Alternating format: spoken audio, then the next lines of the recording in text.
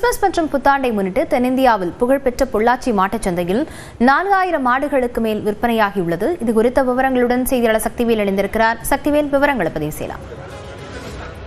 லாவண்யா, அதாவது தென்னிந்தியாவிலேயே புகழ்பெற்ற மிகப்பெரிய சந்தையாக இருந்து வரும் பொள்ளாச்சி மாட்டுச் சந்தை வாரந்தோறும் செவ்வாய் மற்றும் வியாழன் என 2 தினங்கள் நடைபெறுவது வழக்கம்.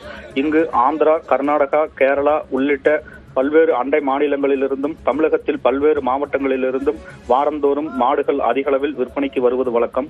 இந்நிலையில் இந்த வாரத்தில் நாளை மறுநாள் கிறிஸ்துமஸ் பண்டிகை மற்றும் புத்தாண்டு வரவுள்ளதை முன்னிட்டு இன்று செவ்வாய்க்கிழமை பொள்ளாச்சி மாட்டுச் சந்தைக்கு பல்வேறு மாநிலங்களிலிருந்தும் தமிழகத்தின் பல்வேறு மாவட்டங்களிலிருந்தும் இன்று வழக்கத்தை விட சுமார் 4000க்கும் மேற்பட்ட மாடுகள் விற்பனைக்கு வந்திருந்தன.